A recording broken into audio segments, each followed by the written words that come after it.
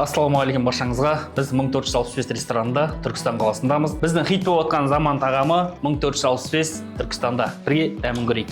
Көрейік.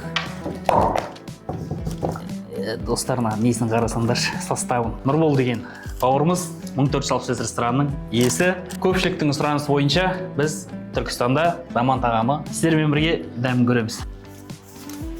Бұлай негізі тағамның шығу ойы, мәнері бар, өзің айтып кететін болсаң, жалпы енді бұл жерде бір жақсы коллаб болып жатыр. Қызылорда қаласындағы Бидай мейрамханасы Әмір бауырымызбен осы тағамды жасап жатқан кезде көріп, неге осы Түркістан қаласында 1465 пен бірге коллаб жасап, осы тағамды неге қонақтарымызға ұсынбасқа деп, осы Әмір бауырымызды осы жерге шақырып отқан жайымыз бар. Бисмилля. Бисмилля.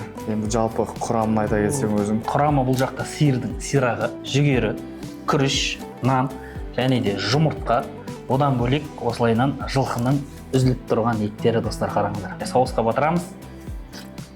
Ал мен мына жілік майдан нанға қосып жегім келіп тұр же. Мынаны қараңыздар, жілік майды нанның бетіне саламыз, соусына батырамыз. Мұндағы бір ерекшеліктің бірі соусында екен. Достар, мына тамақты Түркістан қаласында жеген бөлек сезім. Бізге Астана қаласынан, Шымкент қаласынан, барлық Қазақстан қалаларынан келген кезде біз өзіміз шын жүректен қуандық. Біздің дәл өз тағамымыз жұрттың көңілінен шыққанына. Бұл тағам не үшін Түркістанда шығып жатыр? Шығу тарихы қандай? Жалпы Әмір бауырым екеумізді не байланыстырады? Сіздерге толық айтып кетсек болады. Біздің өзіміздің жұмыс бастамасы осы аспаздық жолынан басталған. Екеуміз де қазақ мейрамханасында жұмыс жасағанбыз, еңбек еткенбіз. Қазақтың осындай тағамдарын жарыққа шығаруға үлес қосып жүрген аспаздардың біріміз. Одан кейін міне бір дастарханда екі мейрамхананың атынан осындай коллаб жасап жатырмыз. Енді қазақ тағамдарының түрі көп қой.